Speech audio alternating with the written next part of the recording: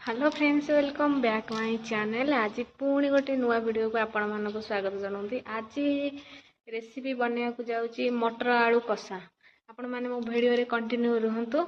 मु केमती बनाऊँगी कौन करछि आपण मानक सहित शेयर करिवे। चलंतु बनैबा। मटर आलू बनैया पई मु एठी प्रेशर कुकर नेछि। आलू काटिकी रखी देछि। मटर को मु राती रु बतुरै कि रखिथि, ताको भलो से धोई देछि। प्रेशर कुकर रे आमे मटर आलू को देई दबा। से हलदी लुण पके पानी दे ताकू सिझेबा को छाड़देबा।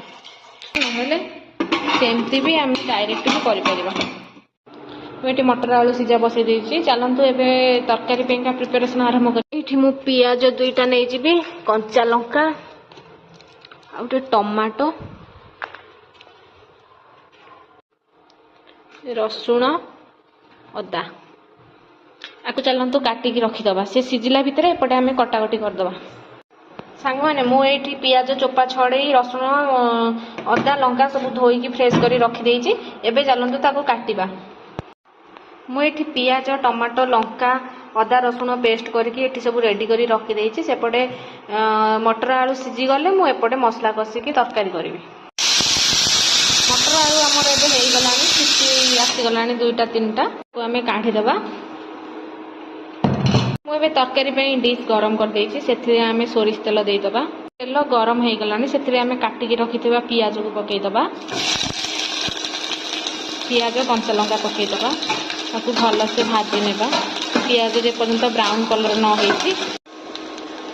पियाजटा जल्दी मेल्ट हवा पई मु एठी आग टिके लूण पकेइ देछि, जेमति पियाजटा बेसी जल्दी नरम हो जिवो। देखिपे सांग मैंने पियाजटा मोर ए भल भाव भाजी गलानी। से आम अदा रसुण पेस्ट देदबा। काटिकी रखी टमाटो देदबा। मुझे गोटे टमाटो पकई भल भाव मिक्स करना। आमर मसलाटा तले लग जेहेतु अल्प टिके पानी देके आम मसलाटा को कषा। मसलार कलरटा मैंने आपण मैंने देखिपे केते लाल होती। मुझे काश्मीर चिली देनी कि चीनी पकईनी कि पकईनी से मन को लाल होती। आबे मुझे मसला गुंड गोली नहीं आम एदबा।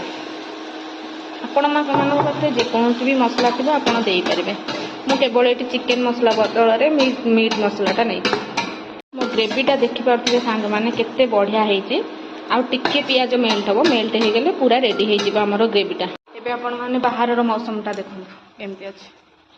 आज भी फुटबॉल मैच जेहेतु होचे सेपटे गाड़ी सब थुआ होइचे। एठी मो साड़ी सुकिचे